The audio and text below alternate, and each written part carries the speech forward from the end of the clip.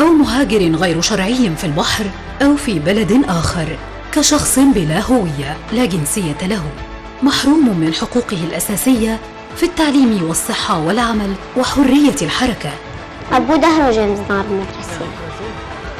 نعم يعني سنها بسجلين أمي خوب سجلين وأم إجام بدون يعني دبجون وفحصة كجور شكل هين ظانبا وبكن صفة شرايا. تعليم الأولاد ما في، ما عم يعيشوا حياتهم. أنا أولادي ما بيشوفوا الدولة كل أسبوعين مرة. إذا أردنا ضمان السلامة لأطفالنا والتنمية لشبابنا والاستقرار لأوطاننا، فيجب أن نتصدى لفشل الدول قبل أن نتصدى للإرهاب. يجب أن نحافظ على حقوق المواطنين في أوطانهم قبل أن يصبحوا لاجئين ومشردين أو يائسين يقامرون بحياتهم في البحر. فعندما نتحدث عن الوطن، نحن نتحدث عن الأرض التي انتمت إليها جذورنا وارتبطت بها أرواحنا. بإذن الله نرجع على سوريا ويساوي شيء في سوريا للأحسن للأفضل. فإذا كان الإرهاب لا وطن له، فإن لكل لاجئ وطن لديه كامل الحق في العودة إليه. ذلك لأن العيش في بلد آمن حق أصيل من حقوق الإنسان. يجب علينا جميعاً أن ندرك أنه لا إنقاذ للإنسانية دون إنقاذ الأوطان.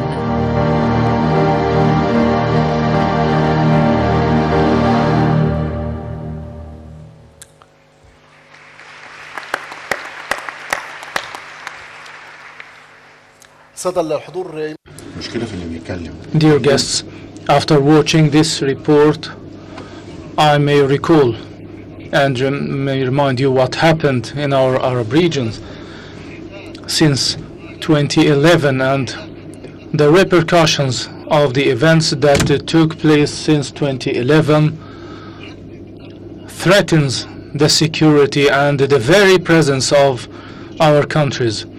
I will start my discussions with Excellency Mr. Sameh Shukri about the Egypt assessment of the effect of these events. There's no doubt that the events that took place after 2011 had their dire effect on destabilizing the international peace and security, and in the first place the regional peace and security. The pressures which placed pressures on the concept of the national countries that has been the foundations of which have been placed after the Second World War, and the accompanying change that has took place in an unorganized manner has led to the failure of the national state to undertake its responsibility in achieving internal security and the provision of services to its citizens.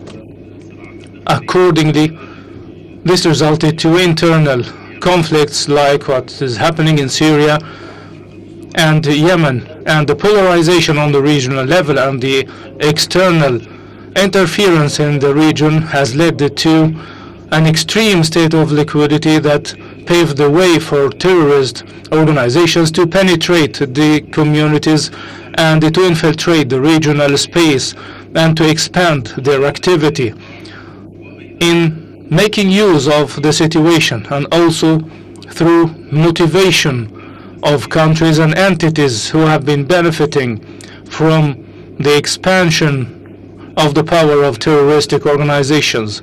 This has led to what we have seen of the expansion, their expansion in Syria and the Islamic State, or what's the so-called the Daesh or the Islamic State, and the efforts to face them. Also, either the political or the economic or the social impact of this has been aggravating and has encompassed the Arab region in its entirety. We shouldn't also neglect the continuation of the chronic crisis and issues in the area, on top of which, of course, is the Palestinian case, which has been a ground for polarization of youth and militants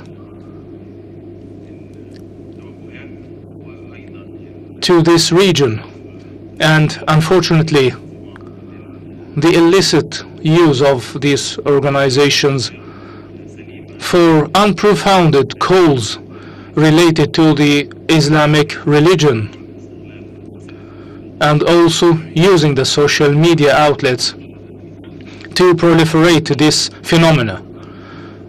Your Excellency have pointed out to the proliferation of terrorism, and it's natural to ask you about the Egyptian diplomacy efforts in confronting the message of terrorism and the support, whether political or financial, they get. Can you talk about the Egyptian strategy for facing terrorism that His Excellency President El-Sisi has declared in the occasion of the United Nations? Yes, the General Assembly in 2014, His Excellency said that it's necessary to fight terrorism through rectifying the religious address and to correct the path in this respect, and also the call to adopt a comprehensive approach in facing terrorism, either in case of the different organizations which adopt the violent and exclusive method of thinking and developing the economy, and holding these entities accountable, as well as the countries who provide them a safe haven to do their activities, and they give them the media outlet that help them proliferate their methodology. International efforts should be concerted, and also the focus to have a comprehensive war against terrorism from the international community, because no single country can confront this phenomena. We have to lay down comprehensive policies in order to achieve this objective. Also, Egypt's participation in the international seminars and events in fighting terrorism, and the Egypt's membership in the Security Council and the Security Council decisions of confronting the proliferation of the terroristic address, and proliferating the fundamentalist methodology which seeks to exclude the others and resort to violence and illicit means. I will get back to you, Excellency the Minister, after a while, but please allow me to head to Mr. Ahmed Abulghait, Secretary General of the League of Arab States. Sir, in your opinion, what do you see as major challenges facing peace and security on the level of the Middle East and the world in general?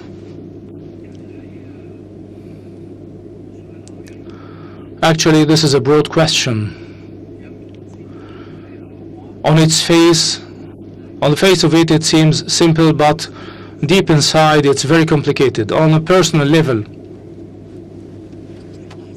I think that in the time being, there are 6 elements, and I may have a minute or 45 seconds to talk about each element that pressurizes the international situation, because along the ages and the times, the situation is complicated and complex and rife with problems. If you ask about problems, I'll tell you a handful of. But I would say that the most pressuring element at the time being is the situation in West Asia and East Mediterranean. The straits, the region of the straits, whether Hormuz Straits or Bab el-Mandab. And what happens with the Saudi Arabia and the escalation, the unfounded escalation at the East Mediterranean. The situation in general leads to a lot of problems for all of us, because in a moment it could transform into armed conflicts. Also, the actions against petroleum carriers is a threat to the peace and security in the region. So this is a main pivot. The other, which is also a concern, is the reappearance of the severe confrontation and competition between the major powers. Indeed, the Cold War has concluded in 1990-92, but it seems,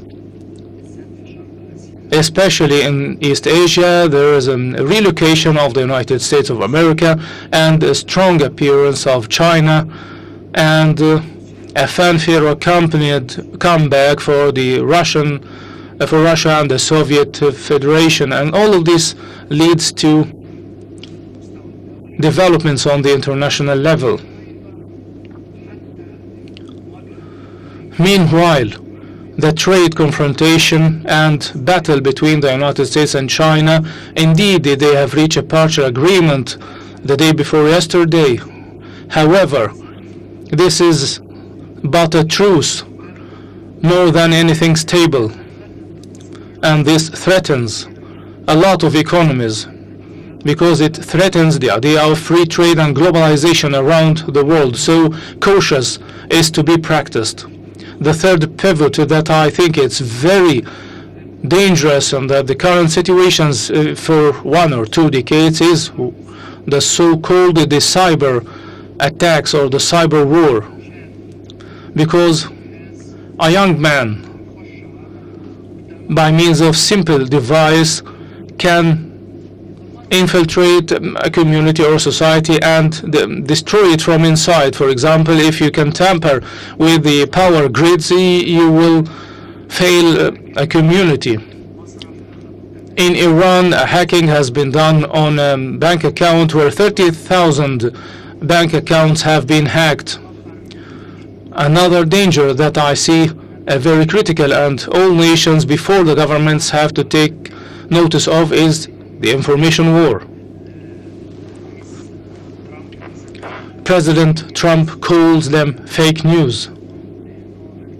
And indeed, these are fake news because there is a lot of fanfare taking place in the World Wide Web. And this is indeed very dangerous, and it undermines the societies from within. Someone would argue that the vaccinations, for example, for the children are hazardous or not useful, and the community believes this information and prevents the vaccinations of their children, and this leads to an outbreak of measles, for example. So this type of wars is very dangerous. And if His Excellency the President allows me, I would like to talk in specific to Egypt. I've been traveling to the US on 21st of September to attend the General Assembly. At 5 o'clock in the morning, I opened the news to see what's going on around the world, and I've seen a false media outbreak from specific networks who claim that there is a huge event taking place on the Egyptian territories, and along a couple of days these networks have been rife with this false information that reflects nothing. So we have to be cautious towards this sort of information-based wars. Another danger you may have already touched upon is the nuclear proliferation and the threats of nuclear proliferation. When the agreement, the non-proliferation of atomic weapons have been agreed, 9 countries have signed, and there are continuous talks about a country in West Asia which are seeking nuclear power, which is Iran. And strangely enough, a Mediterranean country, member to the Atlantic Alliance, which is Turkey, and they are seeking to enter the nuclear world.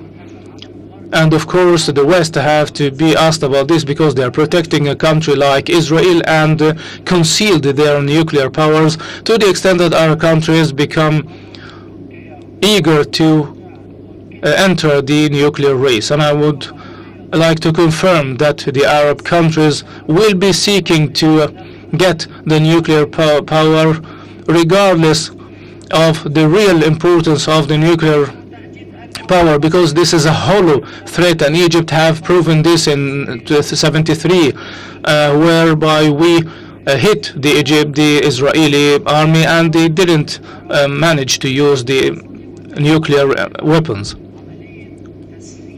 Also, arming or thinking to arm artificial intelligence, and artificial intelligence is a revolution that will hold on for maybe a couple of centuries.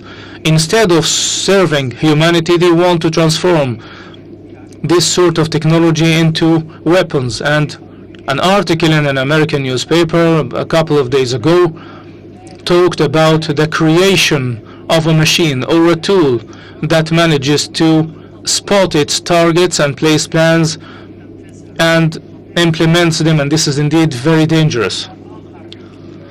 Another pivot it's important to talk about is climate. Failure to organize the green gas effects will have its dangerous effects on the planet, and which will eventually lead to horrendous economic effects on specific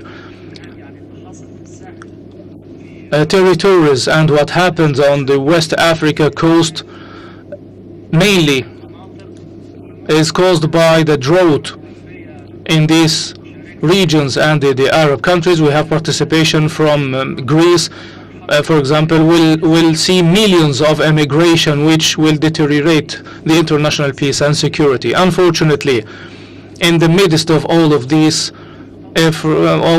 things, unfortunately, the Palestinian cause is wasted, and the world and the international community may pay an arm and a leg as a result of neglecting this issue.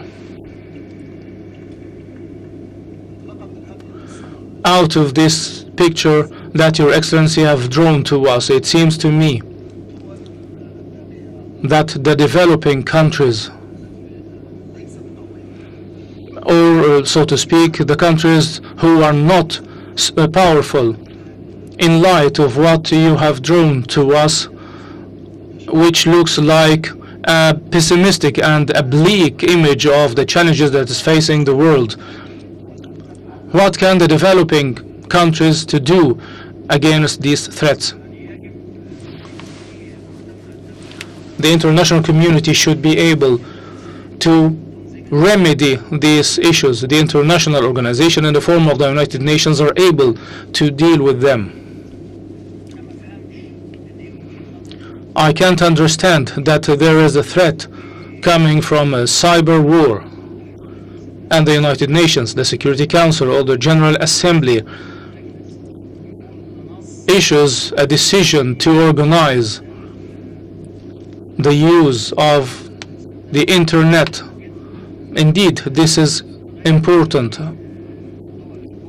Up to now, the world powers reserve to take this direction because they have the ability to use the internet and to develop themselves in this direction. The 5G is indeed a huge thing, and they are advanced compared to other countries. So the United Nations still have a lot to do. The think tanks and the philosophers and the academics and the conferences may direct the international community in this direction. Also, the Madrid summit nowadays, they are still failed to agree on a document that could be a basis for reducing the green gas effects. The event that took place yesterday, which shows that all of us are humans on this planet, and we have to protect the planet and to defend it and to build it.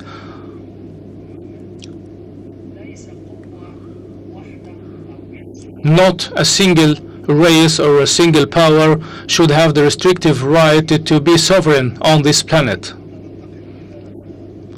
Before I move to Dr. Yusuf, in brief, sir, you have pointed out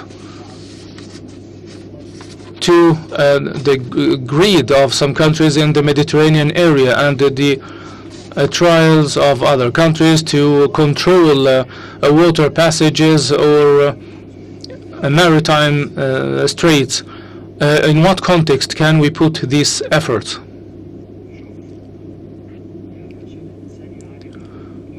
In order to solve this problem, we have to be frank, and sincerity dictates that the Middle East have been extensively hit, starting the invasion of Iraq in 2003, and what ensued in 2011, which is the new fashion in the world, has shaken the concept of the national state. And the national state in many of the Arab countries, either it took a corner or are threatened by devastation. All of this has led to feeding the appetite of the neighboring countries, and this has led specific trends, Islamic or terroristic, to try to fill this gap as a result of the absence of the national state. Accordingly, we have seen,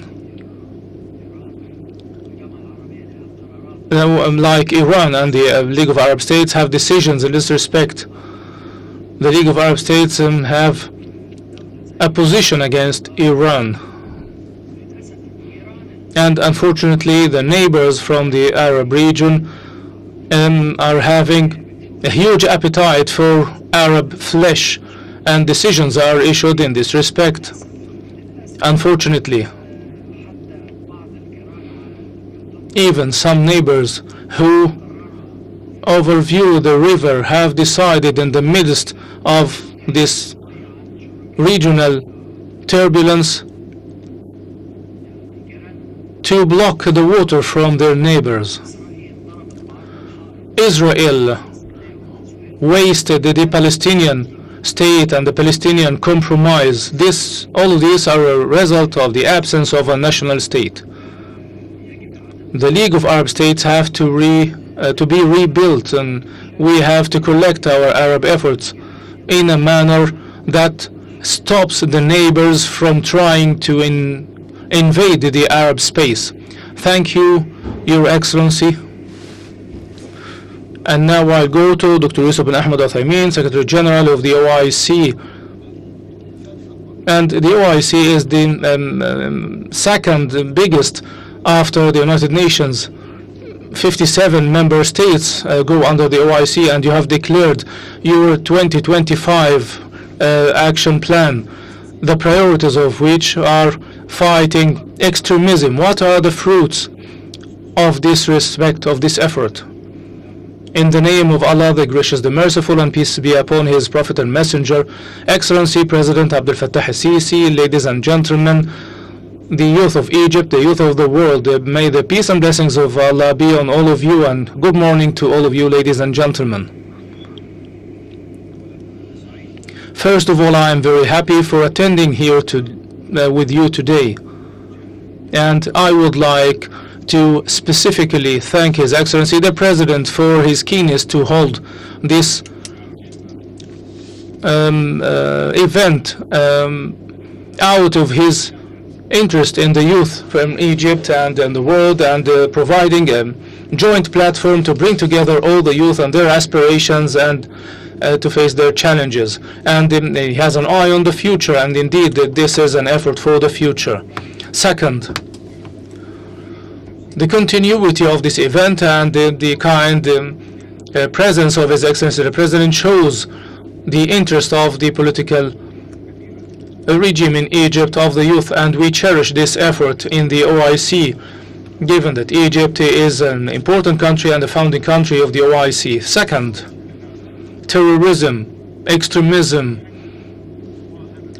are two phenomena that unfortunately we have been struck in this age, and I call this the plague of the age, the cancer of the age.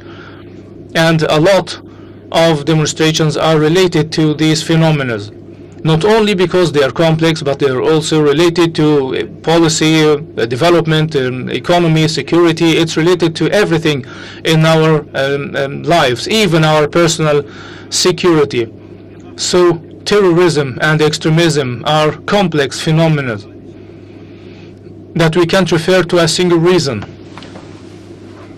In terms of the position of the OIC against terrorism and extremism, I would like to say that thanks to the efforts of all the leaders, the excellencies and the majesties, heads of states are against terrorism, against extremism, and all of them see that there is no means, whatever the reasons, than to solve this problem of terrorism and extremism. And all of us see that there are peaceful means to express our opinions through the media outlets and the parliament and the national legislations in all of the countries. All of these can be made use of to achieve the interests of the people. And especially with some of the Islamic minorities or the Islamic gatherings in some of the non-Islamic countries. I call them, first of all, to respect the laws of the countries they live in, and second, if they have specific requests that would help them in their daily lives, there are peaceful means to express these interests instead of resorting to holding arms and killing innocent people in the streets. The third and important point is that we always reiterate that terrorism has no race, has no nationality, has no religion. And the most prominent examples that all of us have seen on the world TVs, what took place in New Zealand when a man killed 50 prayers at the Friday prayers. This is indeed a clear demonstration that terrorism has no religion, no race, no nationality. We always reiterate this fact. Fourth matter is the matter of the internet and internet lines, which is referred to by the two excellencies, the ministers, the Minister of Foreign Affairs in Egypt and His Excellency Secretary General of the Arab State. The internet, despite of its benefits and the access it provides to information and the ease of using that information, but nevertheless it is a danger and a great threat to the communities. Not only the Islamic communities as well as the international communities and all communities of the world. Accordingly, we have to exercise control over the internet. We cannot use the freedom of expression as an excuse and leave everyone the freedom to say whatever they want to say and create animosities with whomever they want. If you read into the analyses that have appeared after the New Zealand incident, you will find that the person that has committed this atrocity has, within a 4 or 5 month period, prepared a manifesto made up of 160 pages on hatred, extremism, and how to fight Muslims and non-Muslims. In all that, he used and invested these e-channels, be it social media or other electronic platforms, in order to attain his objectives. And that is why I urge you, and I'm sure that you all urge, the existence of strict laws that restrict the use of electronic space in order to perpetrate terroristic acts. A while ago, we thought that terrorists and extremists use some platforms such as mosques or books or publications or cassettes. This has entirely changed now. Now the e-space has become the main platform for expressing these people's opinions. And I'm happy to be here today between the world youth and the youth of Egypt, because they are the ones targeted by terrorism and extremism. They are the ones targeted by overvaluation of ideologies. I sat with His Excellency the President last night, as well as the attendees in the event today, in order to reaffirm this point. The issue that we also need to take into consideration is the fact that terrorism and terroristic acts that have taken place in a number of countries have proven that their impact and measurement is not only in terms of the number of the persons deceased as a result of these events and acts. We have to measure them by a number of dimensions. Always in the media, they mention that the X number of individuals and innocent people have been killed by a terroristic act. Yes, this is true. If you kill one person, it's as if you have killed the entire humanity. But we also have to take into consideration other factors that are impacted by terrorism and extremism, such as economic development, such as investment, such as security, such as trusting the systems that rule us, and the governments that we have chosen by ballot and by election. Furthermore, the phenomena of hatred, Islamophobia, the hatred of others, and the popularity and the right extremism and the stance from migrants in the world, these are all new phenomena that would have not have spread and manifested were it not for terroristic and extremistic acts taking place in the world. Thank you, sir. Perhaps the Secretary General of the Organization of Islamic Cooperation has referred to a very important point, which is the matter of the movement of large numbers of individuals from one country to the other, and perhaps one of the repercussions of the Arab Spring is the displacement of a number of individuals in countries that have moved from one country. We cannot call it spring. We should not call it spring, because if His Excellency allows me, and I'm sorry for interruption, the death of 500,000 Syrians and the expulsion of 4 to 5 million Syrians from their homeland, and the displacement of 6 million Syrians internally in Syria, and the demolition of a country such as Libya, and the grave repercussions on Iraq, Syria, in Libya and their cities, as well as the return of cholera and polio to Yemen, cannot be called a spring, and I am ready to say that.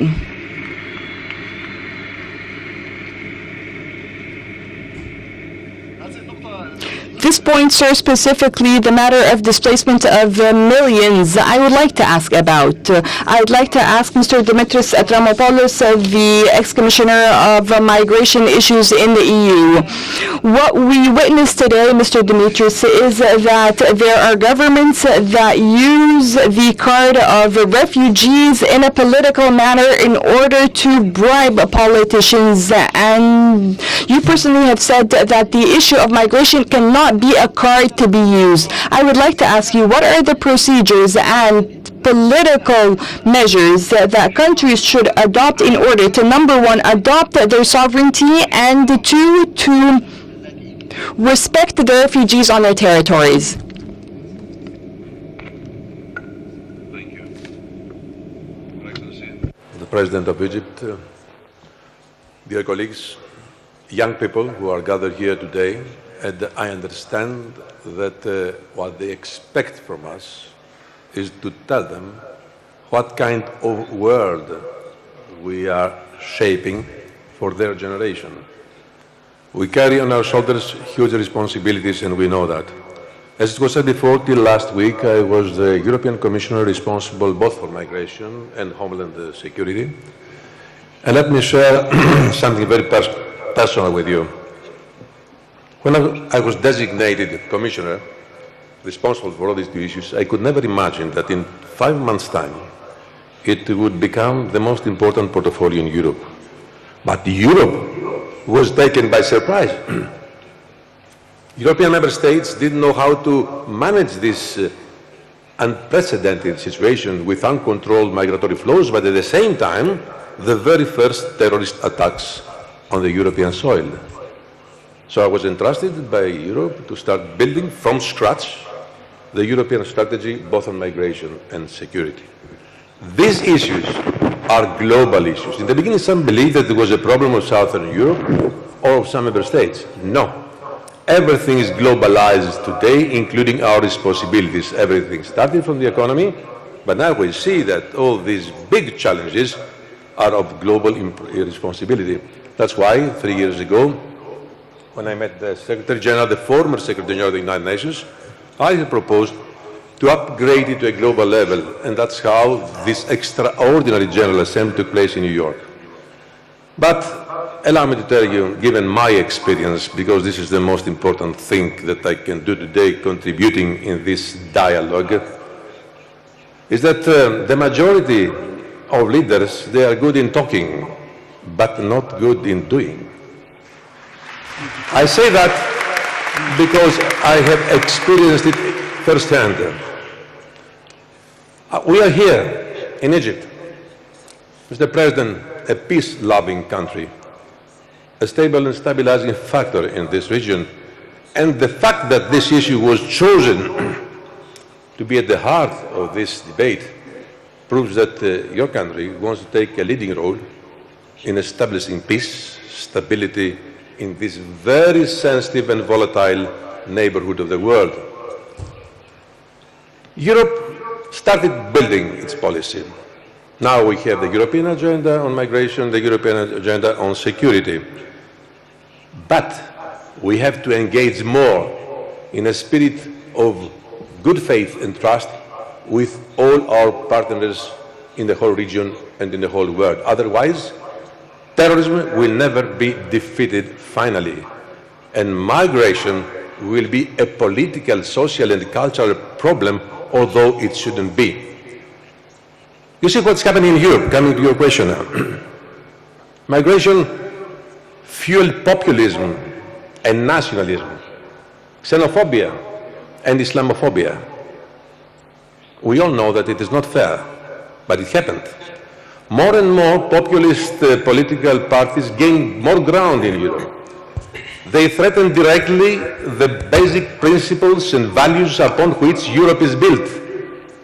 And all this directly linked both to migration and security. But as I said before, we have to work together. We know that Daesh and ISIS was defeated on the ground, but as very correctly was said before, not defeated yet on the internet. So this is where we should focus. 4 years ago, I took an initiative and I visited Silicon Valley. And I convinced the major internet platforms to cooperate with us. Now we have set up the so-called Internet Forum, which has also taken global dimensions. Right now, what we have achieved is the terrorist content online to be removed 1 hour after it appears, and not to reappear on any other platform. But we are far away from saying that terrorism is defeated. Terrorism is there, and will be there for many, many years. So it is very, very important for us to establish a stronger cooperation based on what for me is the most important, on trust. But let's come back to the reality. When we talk about trust, it's good for us to know that the deep national state is still strong. The majority of all countries around the world, they want to take information, but not to share information. They don't understand that the world has changed. We are not where we were 50 years ago. As we said, everything is globalized. And we are all responsible of how to handle these issues. Coming back on migration, it's very important to understand in Europe that Europe will be in need of migrants in the future. Yes, they have to follow orderly and legal pathways, something that was not happening before. But Europe should never become a fortress. I say that because I know what are the needs of the European economy. At the same time, Europe, yes, I agree with you, has to do more in providing with support and help in development terms all countries in the region. Dear friends, I have been traveling you the last 5 years from the one top of Africa to the other, from the one top of the world to the other. And this is a very important issue. How can we do more in order to provide these countries with the necessary support, not only to develop, but also to keep their people there? On the other hand, for the ones who come to Europe, one day they will contribute by going back home with their skills, with their education and their experience to provide their own homeland with more support to develop and grow. But all these things, whether we manage migration or whether we manage security, it has to do with how do we perceive global cooperation. And that's where I want to stop for a moment. Unfortunately, we have not reached this level yet. Migration is an opportunity for the world. Right now we are here, you know that 450 million people around the world, they are on the move. Either refugees or migrants. But at the same time, the threats are there. And something last, but for me very important. We shouldn't allow to amalgamate terrorism with migration. The majority of the perpetrators of the terrorist acts in Europe were not migrants, almost all of them. They were homegrown citizens. So they must understand in Europe that integration should be on the top of these priorities. I don't want to get into details because there are two problems for me. First, I have lived so many things that I need a lot of time to share it. The second, don't give time to a politician and a microphone. He will never stop. شكرا. Thank you very much, sir. Thank you very much, sir. Perhaps I would like, in the same context that we are talking about, to move from Dr. Dimitris to Ms. Christina Shorin-Young, head of the Terrorism and Organized Crime Cluster, Geneva Center for Security Policy. We have seen in the past few years, Dr. Christina, how the organized crime syndicates use terroristic tactics in order to attain their objectives. And on the other hand, we also saw how terrorism generate funds via perpetrating criminal acts such as ISIS or Daesh sells smuggled fuels and smuggles antiquities. I would like to ask you, is terrorism and organized crime a face for the same currency? Distinguished Excellencies, ladies and gentlemen, let me first thank you all for inviting me here today. It is a huge honor to be part of this very important event. Old terrorism or new terrorism and organized crime, it has changed dramatically. Since the mid-1990s, transnational organized crime groups and terrorist groups were very different. But today, you can see a lot more of hybridity. For example, organized criminal groups are using beheadings and kidnappings and are doing similar terrorist tactics. But most importantly, terrorists have become increasingly empowered by the use of organized criminal activities. You look, for example, at Daesh, which at its height was making $2 billion US dollars, and some estimates between $2 and $6 billion. So it is, in modern history, one of the richest terrorist organized groups. And as you just saw, I said terrorist criminal groups. It is truly a hybrid organization, and I sometimes refer to it as a criminal enterprise, because it is like a young startup company that has used the power of crime to empower itself and to grow so widely. Not only ISIS or Daesh, but also Al-Shabaab in Somalia have used organized criminal activities to empower itself. So you could argue that yes, terrorists and organized criminal groups, although terrorist groups are mostly politically driven and ethnically driven and ideologically driven, there are more and more now hybrid organizations that are adopting organized criminal activities to empower themselves globally. And this is very, very scary in a sense, because they are so powerful because of their wealth. They can use that wealth to buy people, to buy weapons, and weaponize the internet to brainwash young people such as yourselves to their cause. And this is extremely worrisome, because in the past terrorist groups weren't this rich and didn't have this kind of global reach with the internet, because now they have the eyes and ears and minds of everyone who has a smartphone. Thank you. شكرا. Thank you very much, Ms. Christina.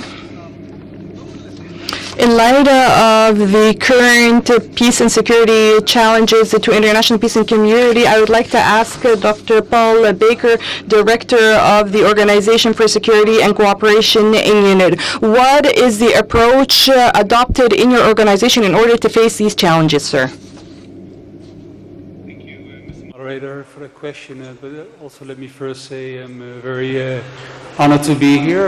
I feel very blessed, privileged to be part of this esteemed panel. And thank you, Mr. President, and the government of Egypt for organizing this important forum. And for me to answer your question, Mr. Moderator, first allow me to say a few words about the organization I work for, because I think the majority of the audience is not aware. And then I will come to your question. I have the privilege of working for the Organization for Security and Cooperation in Europe. And that organization has specific added value. If you look at our geography, we say we are an organization from Vancouver to Vladivostok. It's called, it not only Europe, it includes pretty much the biggest part of the Northern Hemisphere, Russia, Mongolia, Central Asia, the Caucasus, but also the other side, Canada and the US. And it brings us to a special feature. Contrary to other organizations who bring countries together because they have a specific aim, a specific purpose, like the EU, the NATO, the League of Arab States, Union for the Mediterranean, the OIC, we bring countries together that are not necessarily friends, but potentially adversaries. Think of the US and Russia. So we are this unique platform for dialogue where those speak together several times a week on a broad range of topics that partners they would usually not discuss about. So that's the specific added value and role of our organization. Talking about the geography, we also have partners. We have the Mediterranean countries, Mediterranean partnerships, of which Egypt is a very, very important partner. Another special feature of our organization is what we call a comprehensive concept of security. When most of us think about security, we think about political, military issues. Well, it's only one component of our security concept. We believe security has three components. Yes, the first would be political military issues, disarmament, terrorism. But the second dimension, as we call it, is the economy and is the environment. We believe that environmental degradation also is a cause and a threat to security. And the third component would be what we call the human dimension. Democratization, human rights, transparency, also that is security related. So that concept of security makes our organization different from others. And in that organization we increasingly realize the importance of the role for youth, for young people. Young people are our future, and all security issues, they need to be involved. Policy-wise, for instance, we recently had an annual ministerial conference. Youth were very present. They took part in the debates. We just had a global forum on youth. We have a group of experts, young experts, who developed a Perspectives 2030 policy. Very, very important. And a personal observation on this, also listening to what the previous speakers have mentioned. I think here we have to be careful not to influence, to indoctrinate the youth. Because I'm from a generation that was raised by the concept of a materialistic world, but also the concept that people inherently tend to be bad, tend to turn towards the negativity. Well, recent evidence literature shows that it's contrary. If you leave people, let people do what they are inclined to do, what they inherently want to do is they want to live peacefully. They like to help each other. So young people still, I hope, have that sincere belief. One very small example of why I'm saying this recent literature and evidence. For instance, many of you may know the book The Lord of the Flies. It's about this story that young boys were shipwrecked on a deserted island. They lived there for a while, but before 1 or 2 months, they were starting to fight amongst each other, and even ultimately, 1 or 2 were killed. That was fictional. So they started looking, is there a real Lord of the Flies story? And yes, there is. In Fiji, something like this happened. Young boys, Friday night, went on a sailing, they were shipwrecked in a storm, and they ended up in a deserted island. After 1.5 years, they found them. What had happened to these 6 boys? They were strong, they were happy. Apparently, they autonomously were able to make use of each other's added value. One was better at cooking, the other was better at cutting woods. And even if they had a conflict, one would go to one side of the island, the other to the other side. In the evening, they got together, talked about it, forgave each other, and moved on. That's reality, and not a book that we were raised with. Sorry to expand a bit on this, but I thought with so many young people present, there was a message I wanted to convey. Now, briefly on your topic, on how we deal with the issues that we discussed this morning. I don't want to repeat what all my distinguished panelists, the excellencies, already reiterated. We in OSCE even have a special department that deals with transnational threats, the Transnational Threats Department. We even have a specific term for this topic, what we call violent extremism that leads to terrorism. VERLD, in short, violent extremism that leads to terrorism.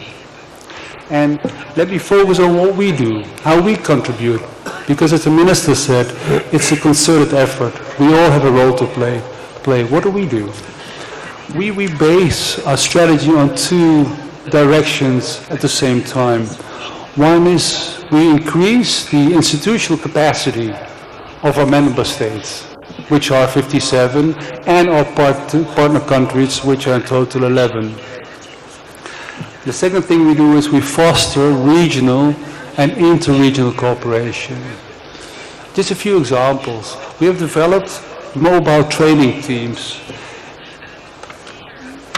They go to border authorities in countries like Southeastern Europe and Eastern Europe and Central Asia, and counter-terrorism experts from across the area. They deliver trainings on potential travel of foreign terrorist fighters, on travel document security, on including the detection of forged documents and imposters. So what we do, we give a lot of training to all our partners and participating states on exactly this topic. We have, another example, the Border Management Staff College in Dushanbe, Tajikistan. This shows the understanding amongst our member states that border security is no longer a national issue, it's an international issue, international responsibility, as already was mentioned. Hundreds of border experts from Afghanistan to Morocco undergo trainings on border security and counterterrorism as taught by many of these experts. They're just 2 examples. Many more to give, but I would like to go back to the moderator. Thank you. شكرا. Thank you very much, sir. And now I move on to Dr. Adil El-Adawi, Assistant Professor of International Relations at the American University in Cairo. And perhaps we spoke with most of the distinguished guests about the current challenges to international peace and security. And I would like from Dr. Adil to talk about the strategic conflict about the world powers, which His Excellency Ahmad Abul Ghait talked about: the U.S., Russia, China, NATO, Russia's enhancement of its military powers in order to respond to these steps. What is the effect of all these conflicts on international peace and security? Thank you, Amr, for posing this question, and if you would allow me to respond in English. But prior to responding, I would like to extend my gratitude to His Excellency Abdel Fattah El-Sisi for sponsoring and supporting the youth. As an Egyptian youth, we feel that we have a better future with your support, sir, to the youth. Returning to your question, sir. The question about international competition and its impact on the region, I totally agree with His Excellency, the Secretary General of the Arab League, Ahmad Abul Ghait, that there are certain competing superpowers that will affect our region, especially the strategic competition between the United States and China. China has since 2013 adopted the Belt Road Initiative with increasing commercial interests in the Middle East. And last month, it was the first time the United States countered that initiative with something called the Blue Dot Network Strategy. It's an initiative initiated by the United States, Japan, and Australia. And I foresee the strategic competition between the United States and China to be the defining dynamic that will affect our region in the next 20, 30 years. There are many people that say that China still does not have a lot of presence in the Middle East, which is true if we talk about military presence or security presence. But their economic and commercial interests are increasing, and there are strategic theaters in our region that are of interest for the Chinese, and where we already are seeing initial tensions, especially in the Red Sea region, and also with countries like Iran. Iran is a key country in the Belt Road Initiative, and that's why I think if we look at the United States' approach towards Iran, it is directly connected to that strategic competition between the United States and China. And I think this strategic competition will, with time, increase, and it's very important for our countries in the world to be very careful, and I think Egypt can play a crucial role in this regard, in trying to protect the national state from outside interference. Unfortunately, we have seen in the last few years intensive interference from outside powers in our region. I mean, we can look at, for example, the different cases in our region. For example, Libya. We've had foreign intervention in terms of military, the NATO intervention in 2011. That was very devastating for Libya. We've had the outside interference in Syria that was as well very devastating in terms of proxy wars and intelligence interference. We have the model in Yemen, where in 2011 there was a diplomatic foreign interference and trying to transfer power. It was also disastrous. I think the only model that at the moment has proven to be successful, it's the Egyptian model. The June 30th revolution showed that political change from inside, internal domestic change, is the best way forward. And I think of course, there were a lot of attempts in trying for outside powers to interfere and shape the dynamics inside Egypt, but I think the Egyptian state, the Egyptian military succeeded in protecting the will of the Egyptian people and in implementing their vision for their own country. And if you look around us, from Libya to Iraq to Syria to Yemen, I think the Egyptian model has its challenges. We have struggles, but I think this model should be given the chance to succeed, given the time to succeed, and the international community should be helping Egypt in protecting and trying to help other countries. And I think the president and the Egyptian state is trying to help other countries in giving states, Yemen or Syria, especially Libya, the capacity to protect its own sovereignty.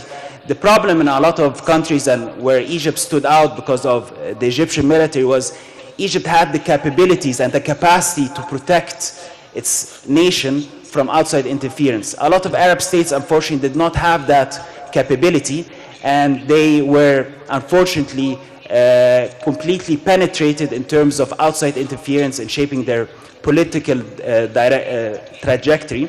So, looking at these international competing interests, commercial interests, it'd be very important to look at the Egyptian case and for Egypt with its partners to try to help the region, because we see a lot of, unfortunately, as a young Egyptian, we see a lot of destruction, we see a lot of outside interference that is really very saddening.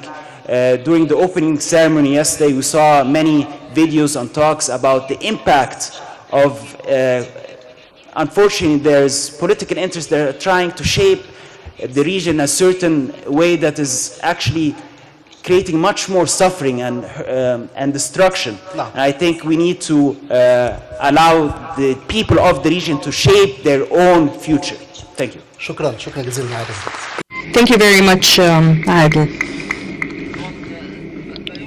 Of course, we cannot but conclude with an intervention from one of the stars of the opening ceremony yesterday, Michel Chikwanini, the peace activist and a citizen from the DRC. Michelle, everyone followed your story yesterday and your experience with abduction during your childhood from an armed group when you were in one of the camps, and you were able to kill your dearest friend whilst you were still a child, and weeks later you were able to flee and go back to your family. The entire family fled to Uganda, a very strong ordeal. I would like to know from you what the turning point was from a person who has lived a great tragedy to a person who has become inspirational to others. To say again, like everyone, huge thank you. I'm quite humbled and honored to be on this very, very big platform, and I'd like to thank His Excellency, Mr. President, for hosting this amazing event. I have many stories that I could tell, but I think for me, the turn there isn't a specific moment, but it's a moment that happened over a period of time. You know, having faced the challenges of being a former child soldier and having faced the difficulties of war, it affects you mentally in many different aspects, and it debilitates you and how you see your own future, your own hope. But for me, it was my father. My father was one of the most amazing human beings I've ever met, a human rights activist, a believer in peace to his core. He was a very giant man, not just in his stature, but also in his presence. He's about 6'8", 258 pounds, so a very giant man. And he always taught me from a very young age a proverb that has lasted with me for a very long time. It's an African proverb that goes, if you think you're too small to make a difference, try sleeping in a room with a mosquito. And in many ways, that's what I've seen myself. In many ways, that's how I've started to really look at my life, is what type of impact and legacy has he left for me, and how can I leave that legacy for my own family and my own community? And so I looked at my father's life, and I looked at my life, and I could be very sad and angry. I could have chosen a very different path, but the example my father showed me, I saw that there's no possibility for me not to pursue peace. And so I learned courage, as I said yesterday, from my mom, who without her courage to walk through a very dangerous streets to get us a refugee number and eventually a pathway for us to go to Canada, where I currently live and I'm a citizen of. Her courage every single day showed me that every day we are faced with challenges, and sometimes those challenges can make you feel as if the whole world is on your shoulders, but she carried them, and every single day she walked, and I'm here speaking on this platform because of her.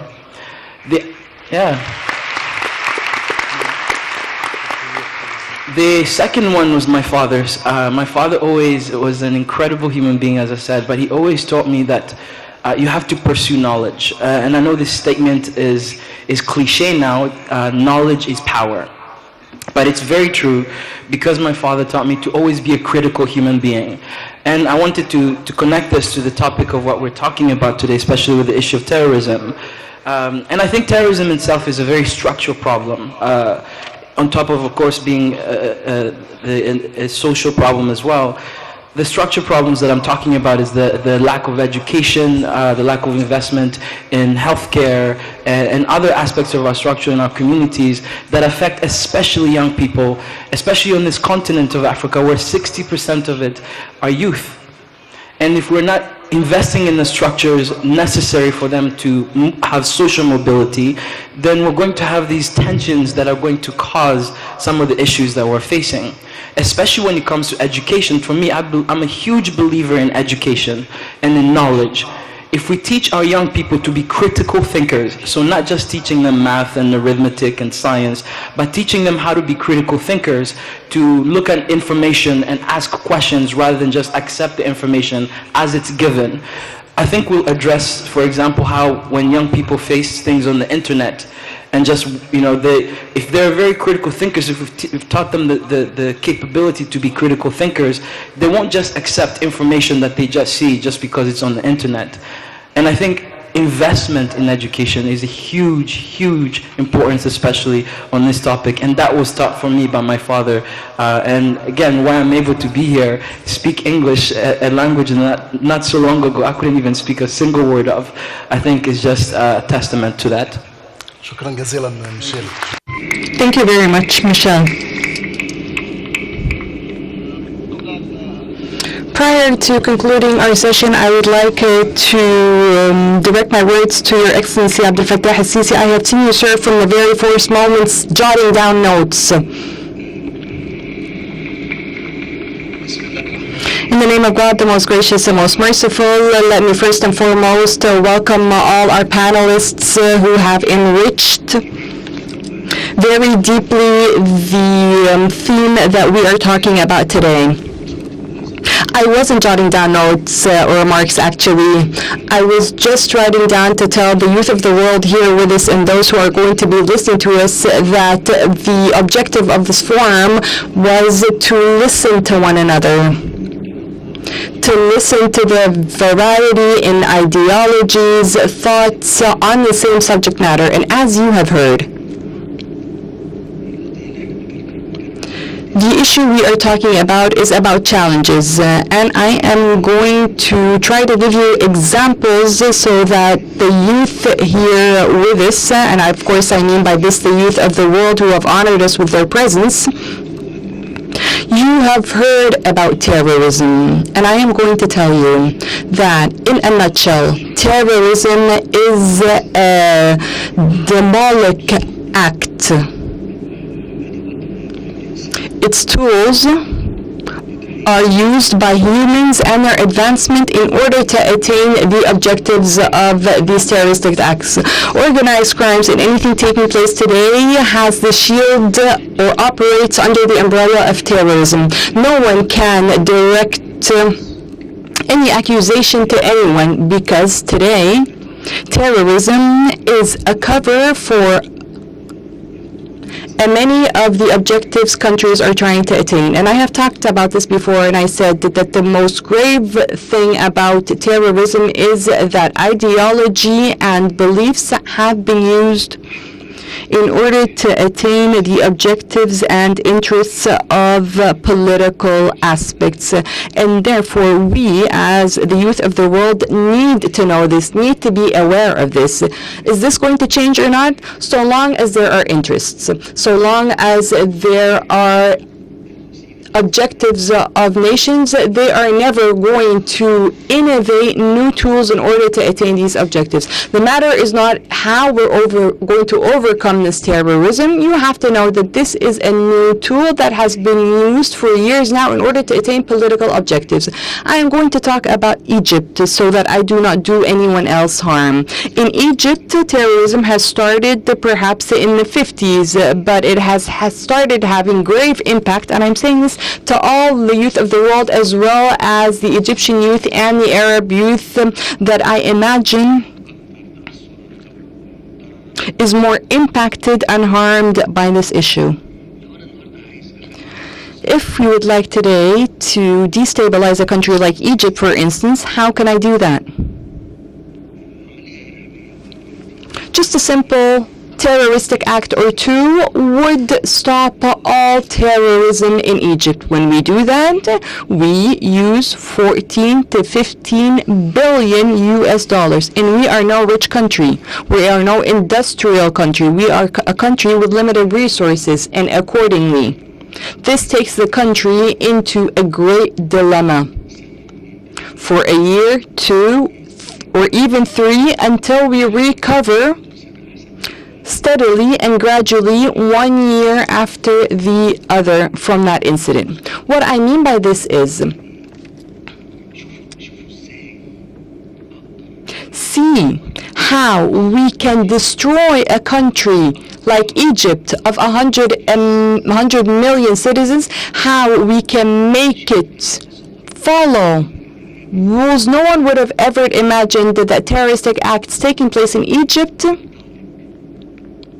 behind it has claims, but politicians and the intelligence agencies do understand the message and appreciate it. Accordingly, terrorism, as I told you, as I told each and every one of you, regardless of the fact of how it developed, because we don't want to mix papers. When we talk about terrorism as a phenomena and how we deal with it, we can say a lot.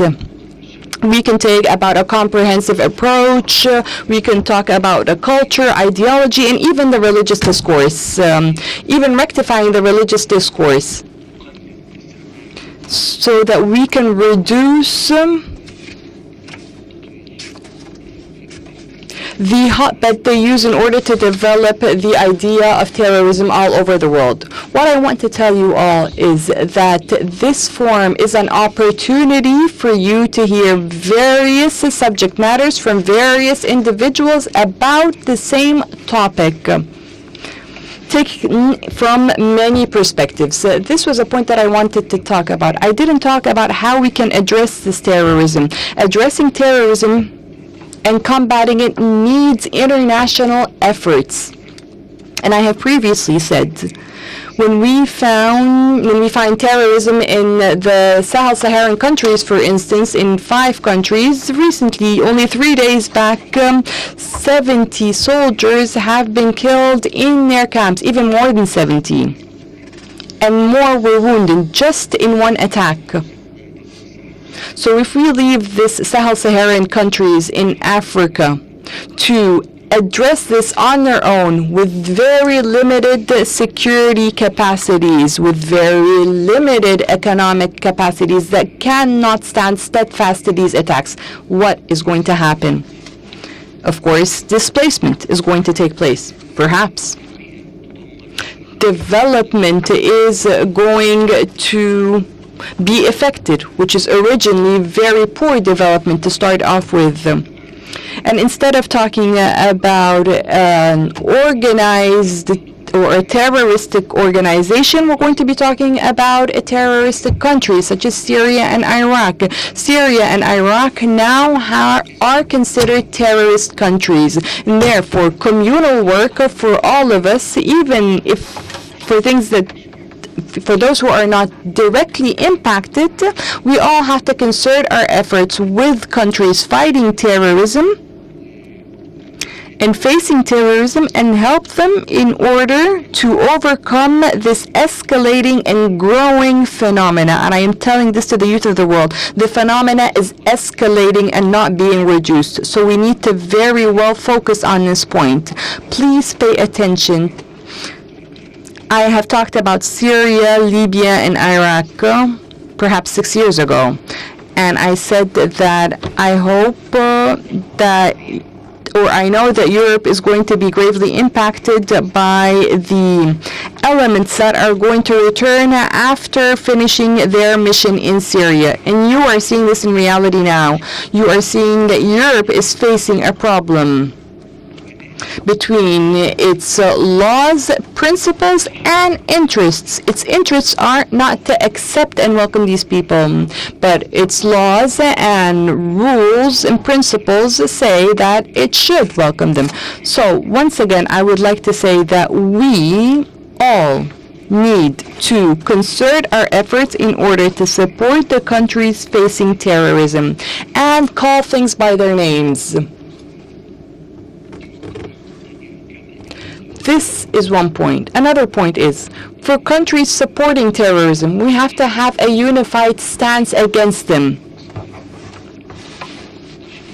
And this is something we cannot overlook.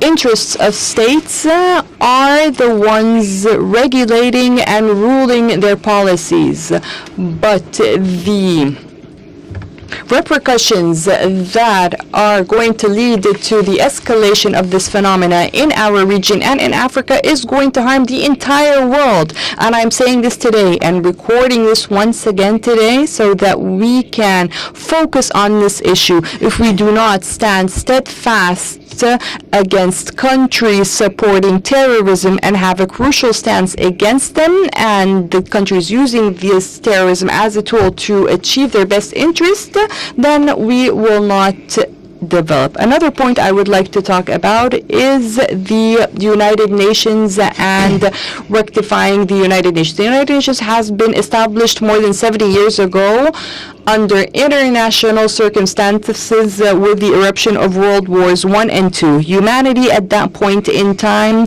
has moved to establish a huge organization to regulate peace in the world.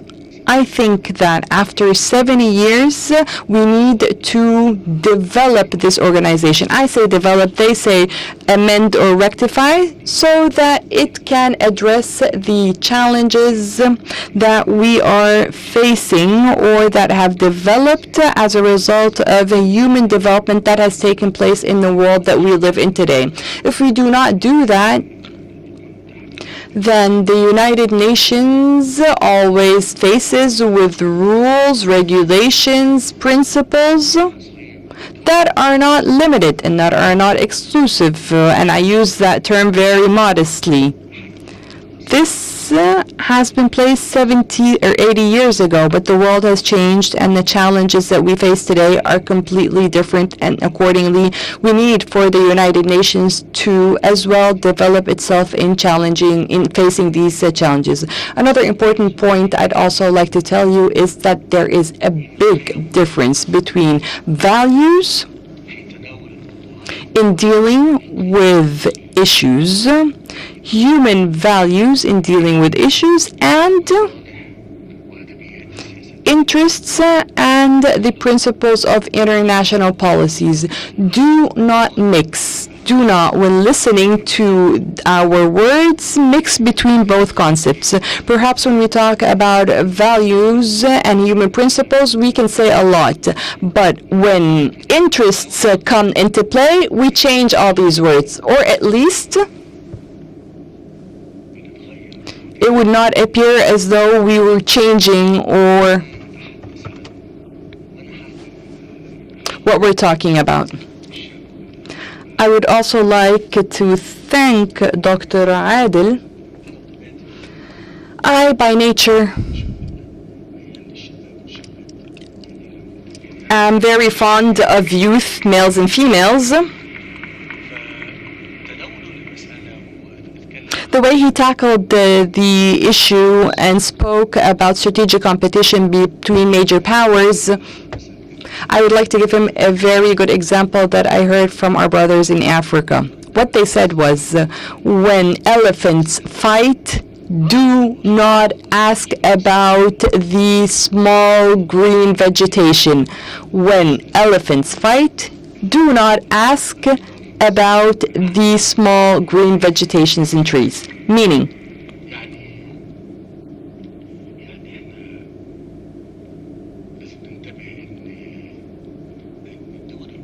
that we have to be very aware that major countries and developed countries with their capacities,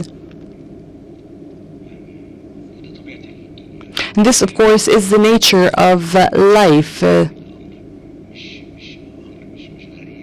This is no strange matter. It is only normal in the world that we live in. There is no such thing in absolute terms.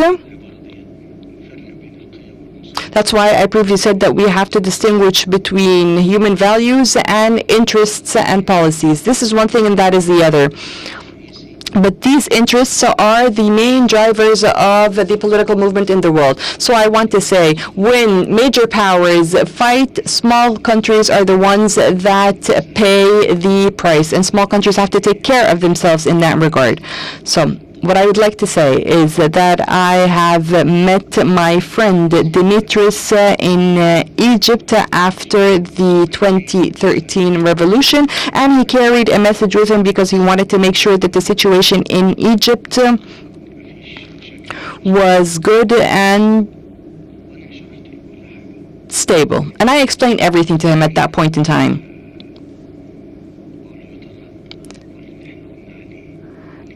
And I'm saying that did everything I say for our country, Egypt. This is what I say to the youth visiting our Egypt today. Egypt would have been more demolished than the countries that we are just talking about. It would have been more demolished and devastated than these countries because we have a bigger population. Any of the countries that we're talking about, Egypt is 3 to 4-fold the size. So imagine that its youth that make more than 60 million fight with one another or engage in war with one another. How would this country be like in that situation? I'd like to conclude my words by saying that we here in Egypt face terrorism, should have been facing either terrorism or development. But no, we knew that terrorism was coming in order to stop development in Egypt. And even a lot of our scholars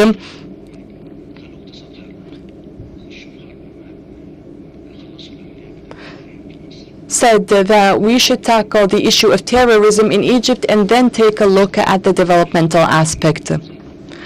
But let me tell you about a model that you should pay attention to, because you should have the world and its interest at heart. And Iraq has fought Daesh, and I'm sorry that I have to mention the name of that organization, during the past 3 to 4 years. But did it have in mind development and the development trajectories just as it tried to combat terrorism? I don't think it did. And that is why when they became victorious over Daesh, the youth said, where are we from all of this? They couldn't take it, so they had to move. And when they moved, it was only natural that they wanted to change the situation that they were living in. But in Egypt, when we took action, said no. Even if we are not doing very well economically, but we are going to exert our utmost effort in order to fight terrorism as well as try to attain development. We are going to do the same and exert the same effort in order to fight terrorism.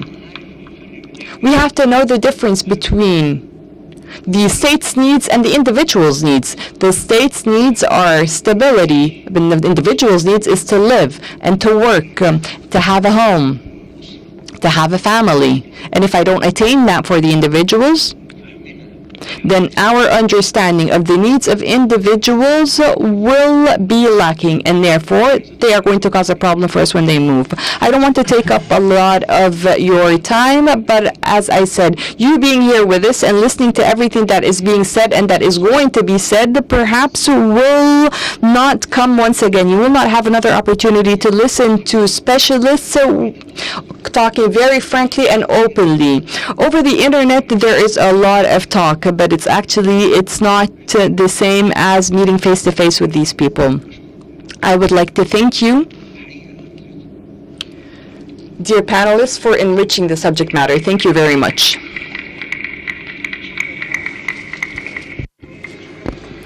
Thank you very much, Your Excellency, President El-Sisi, and for the important messages you have launched at the conclusion of this session.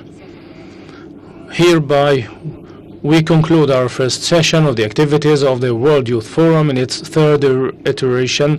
Thank you very much, dear panelists, and thank you very much, ladies and gentlemen. We will have a short break and then we will return back to continue with our sessions.